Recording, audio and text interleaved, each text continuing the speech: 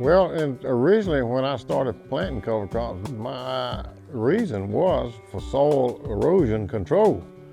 But since I've gotten into cover crops and have been planting them for many years, well, since 1993, I'm seeing many more benefits that I didn't realize would come, and one of them is being improved soil health.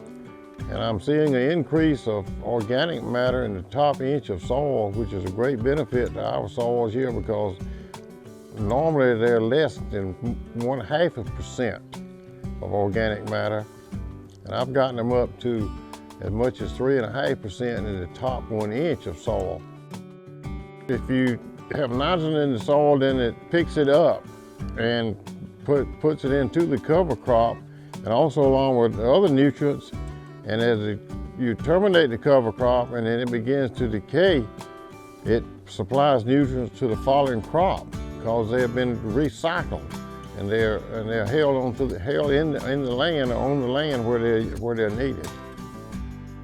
Well, you have this heavy residue on top of the soil, and you conserve your moisture because evaporation from soil is almost eliminated.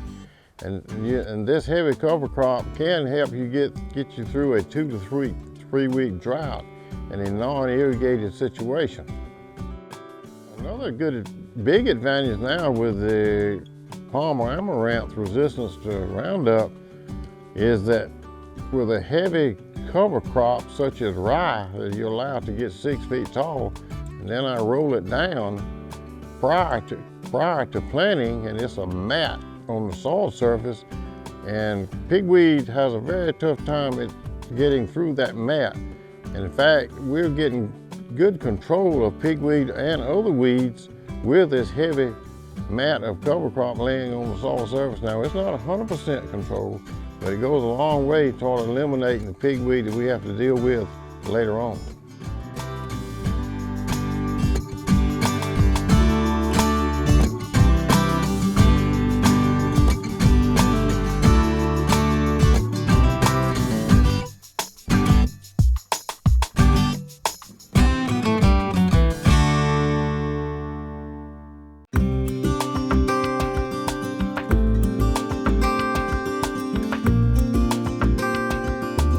The advantage of having a wheat cover crop is that it doesn't grow as tall. You're not dealing with as much biomass, but you're not getting as much benefit from a cover crop as you would with a rye cover crop that produces much more biomass, although it presents a little bit different situation to plant into it. But it works real well. But I also like Italian ryegrass that I have in a field that's been naturally reseeding for the past 5 years. And the fact that I don't have to replant it every year, and the fact that it provides a very good cover, and it's also, I have learned how to plant into it, and the ryegrass has a much more massive root system than rye does. Therefore, it does a better job of recycling nutrients and also having root channels through the soil that the water can infiltrate into and to be stored in the soil for future use.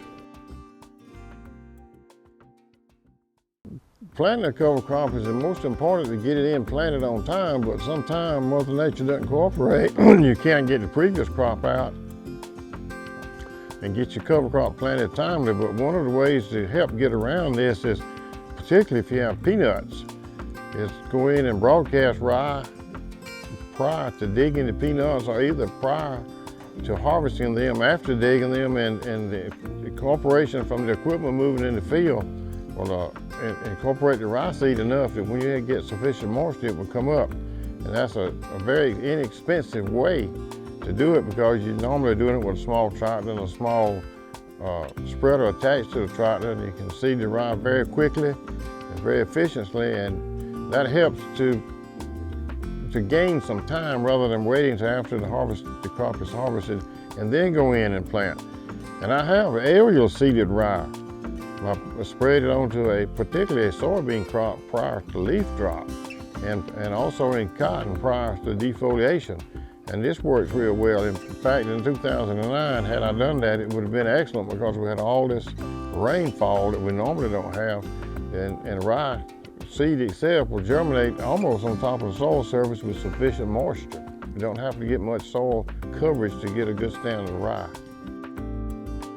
In an unirrigated field where we're going to plant either cotton or soybeans or peanuts, we like to terminate the cover crop at least 3 weeks prior to planting because of we could have a soil moisture problem if you wait any later, because the actively growing cover crop is pulling a lot of moisture out of the soil. And if you terminate it at least 3 weeks prior to planting your regular row crop, that hopefully during that 3-week period you're going to get a good rainfall, and if that occurs, and normally it does occur, we will have ample moisture to germinate seed that we're going to plant later on.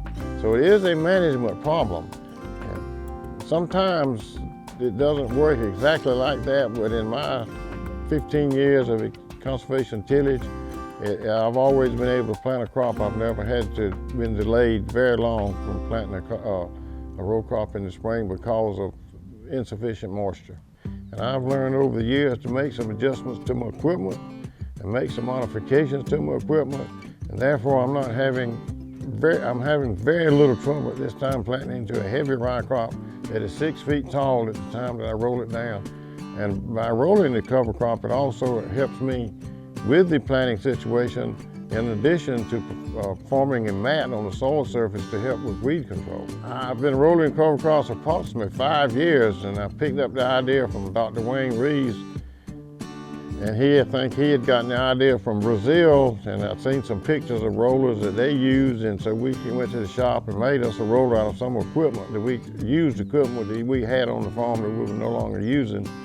And it's working very well for us, particularly in rye. We have a 18-foot wide roller that costs approximately $3,000 for materials and labor. And to operate it is almost nothing because it's not a hard implement to pull at all. And the economics of rolling are very good.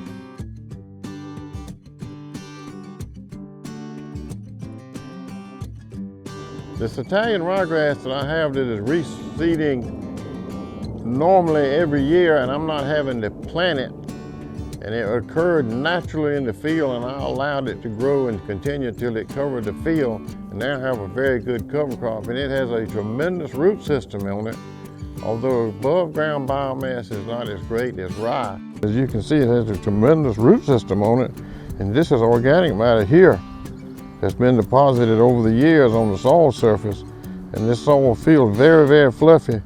And as I mentioned earlier, it has a very fibrous root system, which goes a long way towards controlling erosion and recycling nutrients, and also improving the health of the soil.